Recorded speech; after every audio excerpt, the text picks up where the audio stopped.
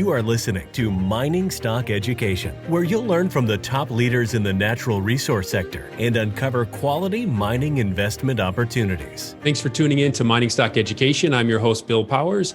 In today's episode, you'll be getting an update from professional mining speculator and investor, Joe Mazumdar of ExplorationInsights.com. Joe runs a very popular, well-respected, and successful newsletter. He has a background in geology as well as the finance side of the business and has worked for majors.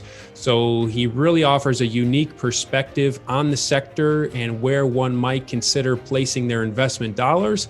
So Joe, welcome back onto the show. Thanks, Bill. Thank you very much for having me again. I'd like to get your thoughts to start off with regarding TMAC Resources. The Government of Canada put a nix on the Chinese gold companies acquiring of TMAC. What do you think the significance of this is? And is there anything broader principles that we should take away from what's occurred here? Okay, I'll preempt anything I say from right now is that I have a lot more background noise than usual. The kids are on winter break, and so everybody's at home. So I'll give that to you right now. So I'll apologize in advance. But with respect to TMAC Resources, which has the Hope Bay underground gold project in the northern Arctic, right on the ocean, it was acquired, or there was a plan of arrangement between it and China's state-owned Shandong Gold. And so that acquisition was earlier this year. It was a plan of arrangement. The Chinese regulators approved it, as well as the shareholders of TMAC approved it, and also, I believe, the province of Ontario approved it. The pending approval was the Investment Review Board of Canada, which, as you point out, came back as negative. And I think there's an issue happening here, like in the background, is that we in Vancouver right now, we still have the Huawei executive that's now in this complex extradition treaty with the U.S., which the Chinese blame Canada for. And so they have basically put two people in prison in China, only a few days after that was announced. And then since then, the relationship between Canada and China hasn't been that great. But the problem is TMAC is strategically on the coast, and whether they want, not a public company, but a Chinese state-owned company operating in that part of the Arctic is a question. And I think right now, with all the background happening between the Chinese and Canada, I don't think many people thought that it would go through. And much to your point, the stock actually lifted after that announcement was made. And potentially because, people might think that it's an opportunity now with a higher gold price that it might get acquired by somebody else. But we must remember in the background that the company is almost technically bankrupt. And so if you buy equity in TMAC from a takeover perspective, it wouldn't be in a position of leverage. Do you think this is going to deter Chinese companies from trying to acquire assets in North America moving forward? Well, it might not only be North America, because they're having issues with Australia as well. And Australia always had this policy that they wouldn't let a foreign entity own uranium assets. But now that might pervade to other assets as well, especially China. So China is in an interesting position right now. It's probably one of the bigger economies that might actually grow this year. So its resurging demand has helped base metals, copper specifically, but also oil. So that's been very positive for the market. But on the other side, its relationships with some of its biggest sources of metal, like Australia, has not been good. I realize, right now there's a dispute about some coal shipments right now that are sitting at port in China that haven't been allowed to actually dock. The vendors won't let it come back to Australia, and the purchasers won't let it actually come into shore. So there are some issues going on, and what happens with those issues going forward is going to be interesting on the supply and demand of multiple commodities, because as you know, China is a consumer of many commodities for its economy. Another proposed acquisition is Equinox Gold Corp. Their proposed acquisition of Premier Gold Mines.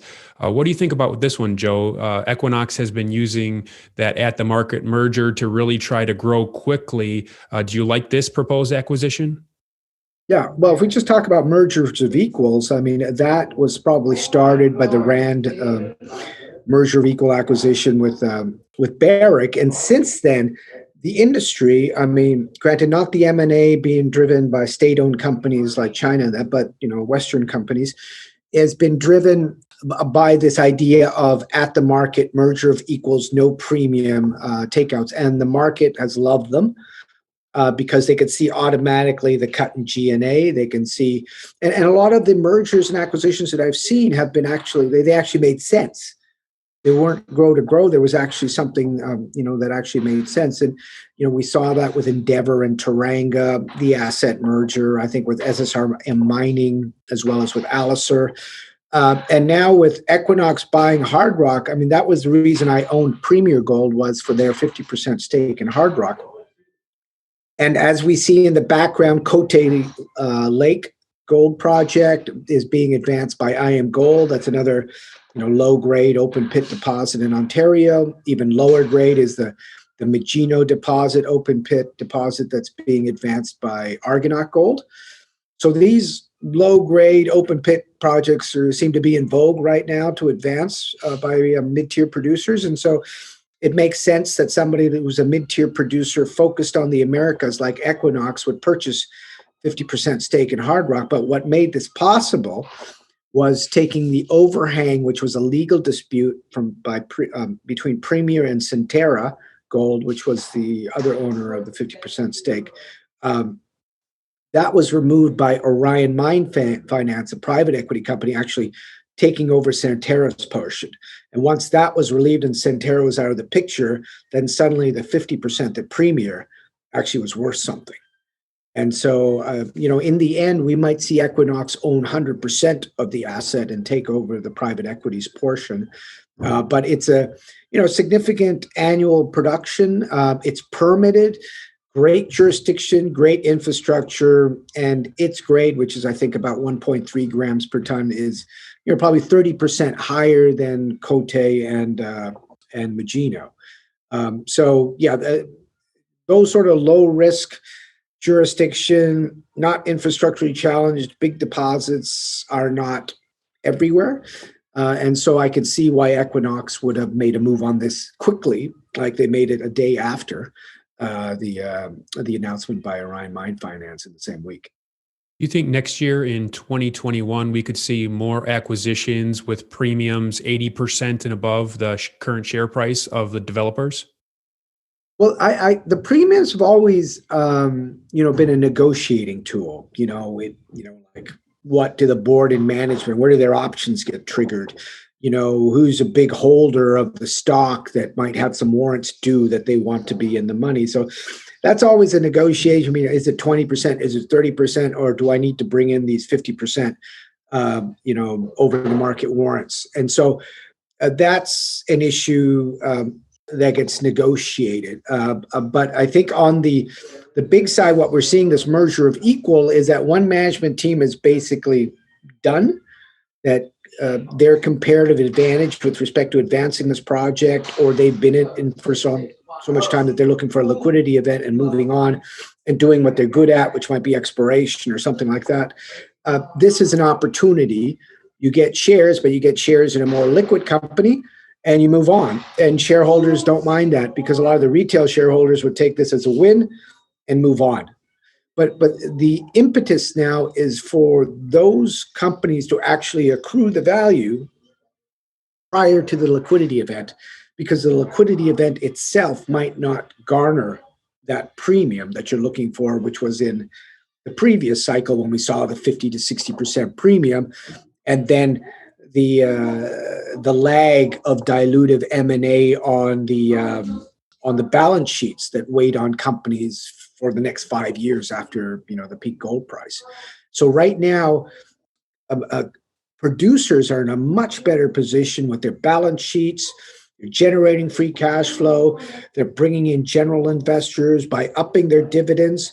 And now they're looking to grow or, with the bigger companies just to run to stand still. And their pipelines are not robust. So now they need to add projects.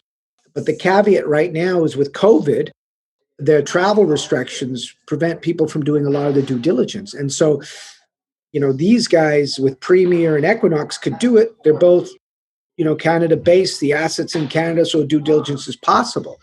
But if that asset was in somewhere else where the due diligence wouldn't be possible, it might not be so easy to close the deal as quickly as they did. So if you're looking for M&A, you might have to be patient, even though logically it makes sense that these assets should be acquired. There might be an overhang with COVID restrictions, that might prevent the negotiations from actually closing.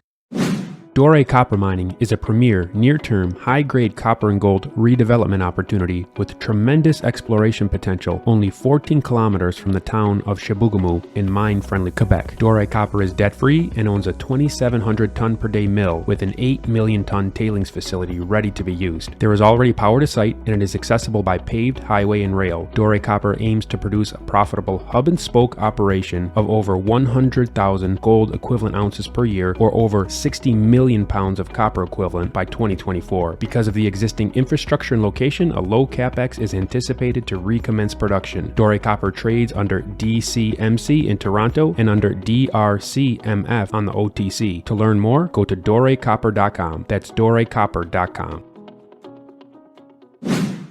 Joe, if you were to buy just one gold producer right now in the market, what gold producer would it be and why? Okay, so in terms of gold producers, it is Exploration Insights, so we don't do a lot of production, but I recognize the fact that, when you have a run in a commodity, the ones that go up the most quickly and can get you a quick double without you even blinking an eye are the producers. I saw that when I worked for Phelps Dodge when copper price went from 55 cents to over $2. So I don't want to ignore that part of the market. And what I did previously was I bought Pan American Silver. And I still like it. Just because, even though they had about a 30% cut in silver production over the first 9 months of the year, they still generated free cash flow. They still upped their dividend twice, and they're still bringing their silver production guidance down, to the lower end of their revised guidance. So they had all the issues with COVID, but still generated free cash flow because they were levered to the precious metal cycle, and they produce both silver and gold. But on top of that, they have embedded options to develop with the Navidad project in Chubut and with the Escobal restart, the big underground silver project in Guatemala. And during the time of COVID, obviously we know that a lot of countries have been negatively impacted by COVID, in terms of, the GDP. And so they need a lot of foreign direct investment. So if there ever was a time potentially in the period that they've owned both assets, that there might be a window of opportunity to actually restart Escobal or even develop Navidad, it might be now. So that's another reason to hold Pan American. But in addition to that, in addition to free cash flow generation, upping the dividends to attract generalists, great balance sheet, embedded options in two major silver assets, they actually found and discovered La Colorada Skarn at their own asset. So they've also got the chops on exploration. So that's why I hold Pan American Silver, and it is one of the ones that provides the most leverage to precious metals that I've seen. Regarding uranium, Cameco recently announced that they're going to temporarily suspend production at Cigar Lake. Any commentary here you could provide?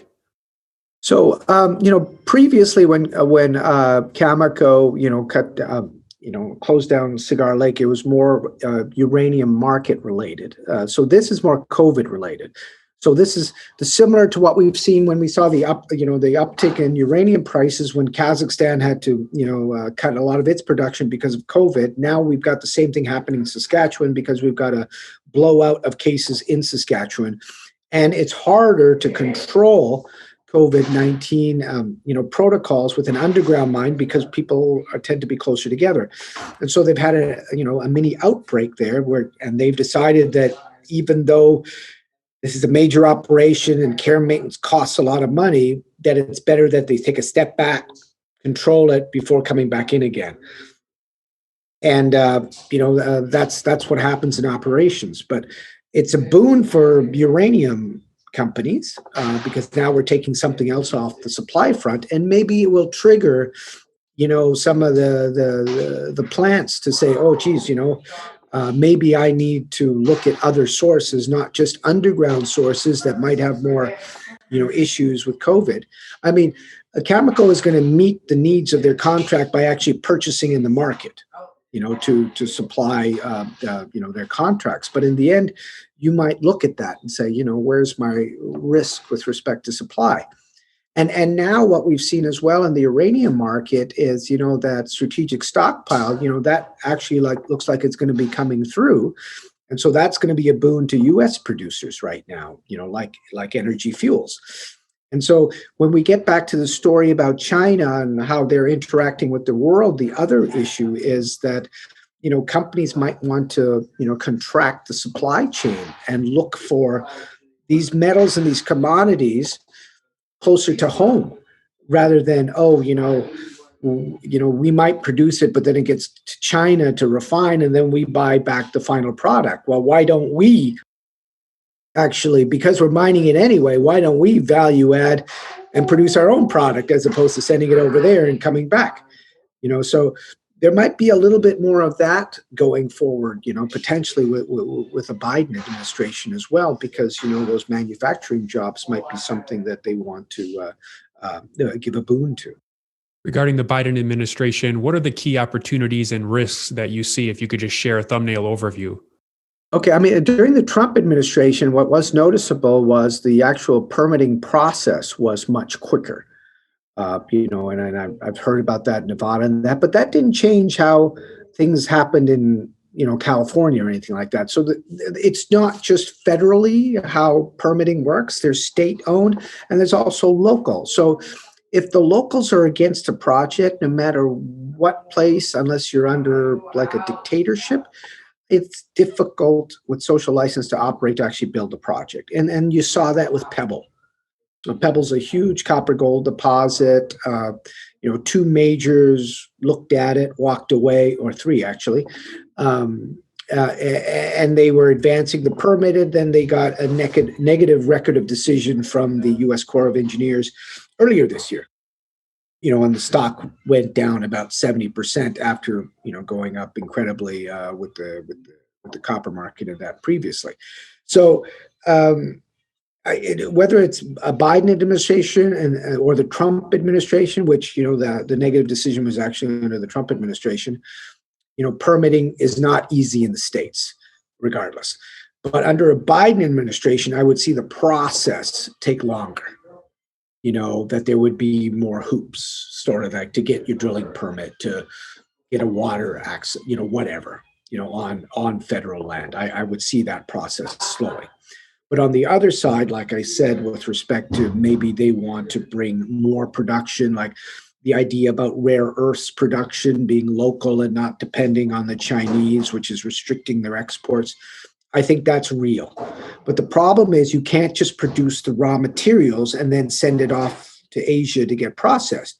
You got to think about adding that value add with the processing facilities, which is something in North America we haven't done very well, whether it's in oil, copper, or what have you. We tend to send the intermediate or the raw material where they've built up the manufacturing capacity in Asia, and then we don't get the final metal product or alloy. We end up getting the toy or the car or what have you. So right now, or the phone. So right now, I think that there might be some push to contract supply chains, but you would have to look like there's no point in saying, hey, we have a copper asset in the States. We should build it because then it's something in the States. But that doesn't really matter because you can't smelt and refine. There's not many places you can smelt and refine that copper concentrate in the States. You're going to have to send it to Japan, China, Korea, somewhere else to be smelted because we haven't permitted. You guys haven't permitted those facilities. So that's an issue that maybe the Biden administration will look at. But knowing that environmentally, they'll be pretty hard on industries like coal. Mm-hmm. Yep. Before you go, Joe, would you be willing to share a recent stock that you've added to your mining stock portfolio?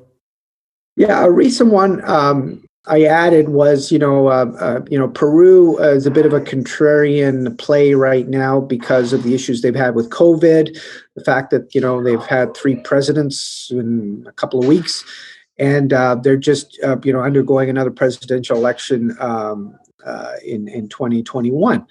But I picked up an exploration play called Pucara Gold after their financing, just so I know that they have money.